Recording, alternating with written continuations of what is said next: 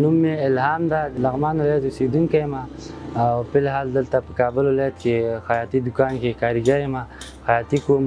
مکتب مې ویلې زه ښه وم، لایق وم مکتب کې، خو د اقتصادي له وجې رانه مکتب یو 2 کاله پاتې سو. بیا 2 کاله بعد زه بیا وتوانېدلم چې مکتب شروع کړم. مکتب مې چې 2 کاله بعد خلاص کړ په ډېر سختۍ سره. زما غټ ارمان دا و چې زه په سیم کې اول نمره پاتې شم. 9 کلن وم چې دا کار مې شروع کړ او مکتب مې ورسره ویلې. د کار ما نه د لوبې مو اخیستې او د درس کې راته لږ ذره مشکل جوړ کړ.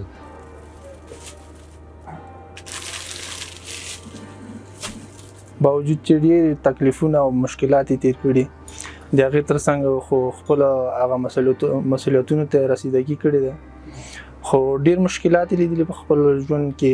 هیلې ډېرې زیاتې وې، غوښتلې چې سیم کې اول نمره اوسي، خو هغه د ناخوالې د کار وې چې دی ونه توانېد خپلو هدفو ته ورسېږي. خو بیا هم کوشش یې وکړ، خپل مکتب یې ترسره کړ، خو څنګه چې د هیله ارمان و هغه اوس یې ونه شو کوی چې دی خپل هدف ته ورسېږي. سبایي هغه ته راتلم، دکان ته راتلم، تر 12 بجو مې کار کو او 12 بجو نه تلم کور ته.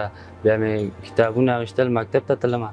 مکتب نه چې راغلم بیا مې ستړی به وم، بیا د شپې مې درس ویلی او درس هغه به مې هلته به مې کور ته درس ته به مې اندېښنه وه او کار ته به مې اندېښنه وه او نه کېده چې مشکلات زیات ول.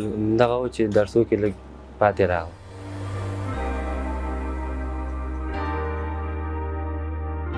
کرکټ کې ښه بالم کوی سم، بالم بیټ هم کوی سم. دا غټ ارمان ده چې زه په کرکټ ملي لوبغاړو کې سره ولوبېږم. اوس چې زه غریبۍ ته ګورم او کار ته مې ګورم، زه نسم کولی چې د کرکټ ملي لوبغاړی سم. فکر کوم چې دا ارمان مې په زړه کې پاتې سي. کار کولی سم چې 50% مې یاده کړې ده خیاطي. کالي کمیس هم ګنډی سم او وتو هم کوی سم او برش نسم کوی، نور مې یاده کړې ده.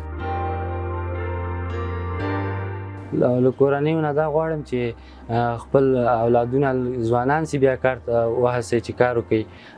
وړوکي عمر کې ونه لېږي چې د هغه ارمانونه هغه وخت د هغه د لوبو د مستي او دې پې کار کوي، هغه بیا درس نه یې زړه تورېږي او درس نسي ویلی.